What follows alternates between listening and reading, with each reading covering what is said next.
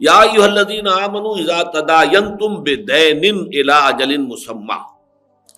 فاکتبوہ، اہل ایمان جب تم کوئی معاملہ بیع و شراء کا قرض کی بنیاد پر کرو ایک اجل معین، ایک وقت معین تک کے لیے، تو اس کو لکھ لیا کرو۔ پہلی بات تو ذہن میں یہ رکھیے کہ تداینتم کے اندر بھی دین تو موجود ہے، باب تفاعل ہے دین سے تداین، باہم دین کا معاملہ کرنا۔ پھر دوبارہ تکرار کیوں آئی بے دینن؟ اس کے اوپر بڑی بحث کی ہے امام رازی رحمۃ اللہ علیہ نے، کہ اصل میں معاملات جو لین دین کے ہوتے ہیں بیع و شراء کے، اس کی چار شکلیں ممکن ہیں۔ عین بالعین، یعنی دست بدست، یہ مال ہے یہ قیمت ہے، وہ قیمت بھی کسی وقت بارٹر سسٹم ہے تو مال ہی کی شکل میں ہو سکتی ہے، اتنی گیہوں دے رہا ہوں اتنا کپڑا تم دے دو، یہ عین بالعین ہو گیا، یا اتنا گیہوں تم لے رہے ہو اتنے پیسے مجھے دے دو، یہ بھی عین بالعین ہے۔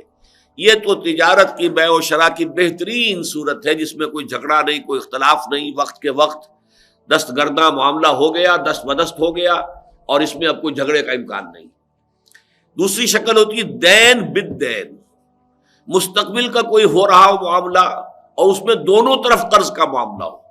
فلاں وقت تم مجھے اتنی گندم دو گے اتنی فی من کے حساب سے، اور اسی وقت میں تمہیں پیسے دوں گا۔ گویا کہ نہ اس وقت پیسے ادا ہوئے نہ وہ گندم ادا ہوئی، یہ دونوں سائڈ جو ہے یہ دین پر ہے، یہ حرام مطلق ہے، اس کی شریعت کے اندر کوئی گنجائش نہیں۔ اب یہ دو شکلیں اور رہ گئیں، عین بالدین یا دین بالعین۔ ایک تو یہ کہ آپ نے مال دے دیا، قیمت بعد میں آئے گی، اسے بیع مؤجل کہتے ہیں، یک طرفہ معاملہ دین کا ہوگا، دو طرفہ دین نہیں، دو طرفہ دین حرام ہے، اسی لیے بے دینن، ایک دین، اس میں دو دین شامل نہیں ہو سکتے۔ اذا تداینتم بدینن، جب تم کوئی معاملہ کرو دین کا آپس میں ایک دین کے ساتھ، دو طرفہ دین حرام ہے،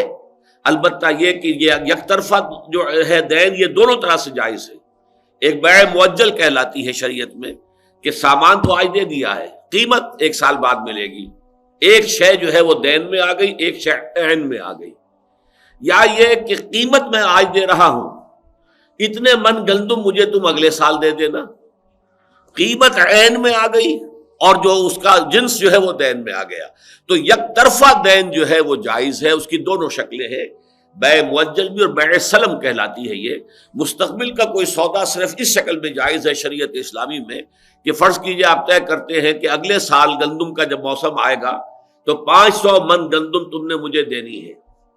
اور فرض کیجئے اتنے 100 روپے فی من کے حساب سے اس کی قیمت طے ہو گئی، اور ٹوٹل پیمنٹ اسی وقت، ڈاؤن پیمنٹ۔ یہ جو ہمارے ہاں چل رہا 10% پہ سودا ہو گیا،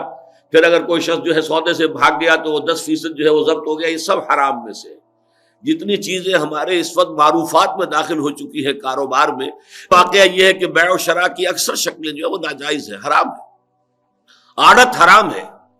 دو طرفہ کمیشن لینا حرام ہے۔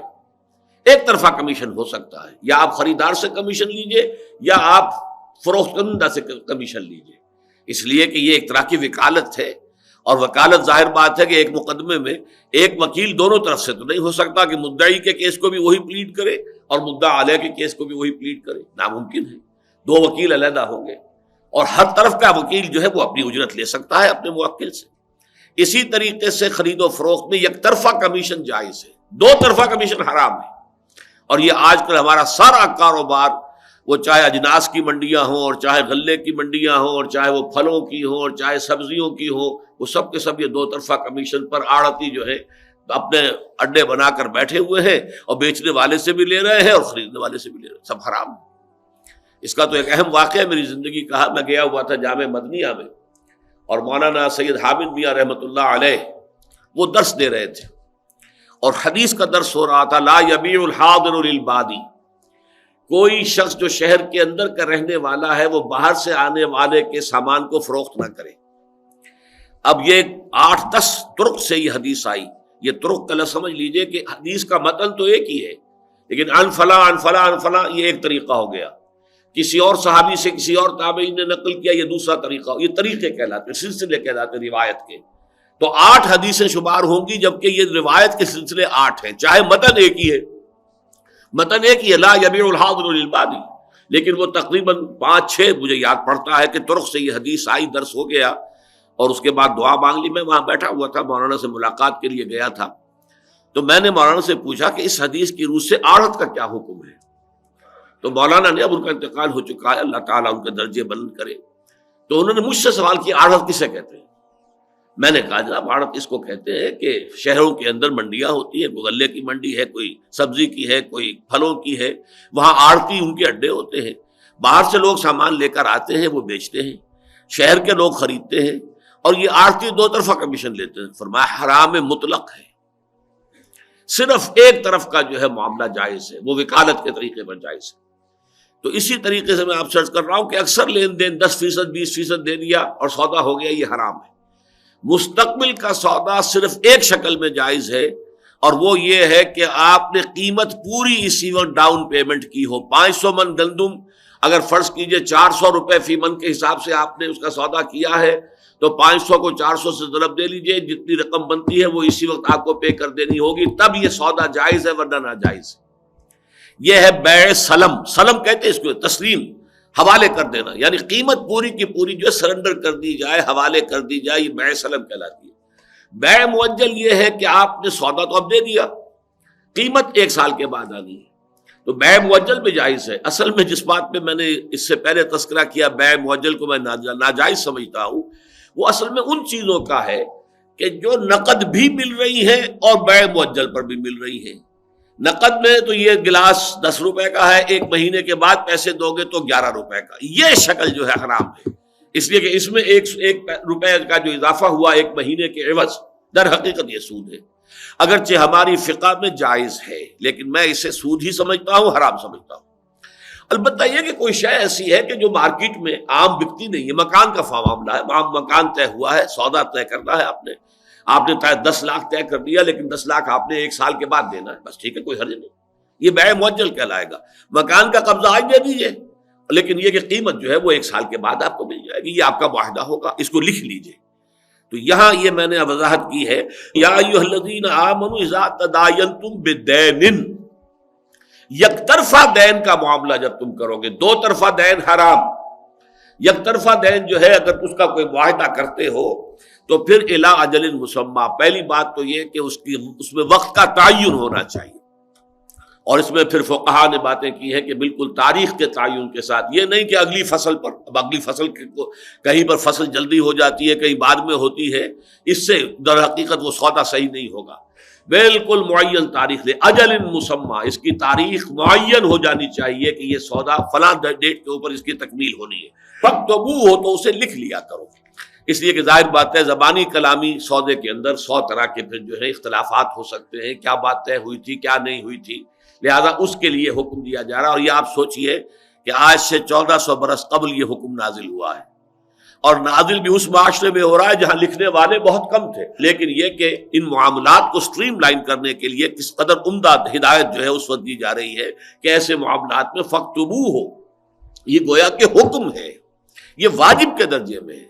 کہ اس سے در حقیقت انحراف اللہ تعالیٰ کی منشا کے خلاف ہوگا۔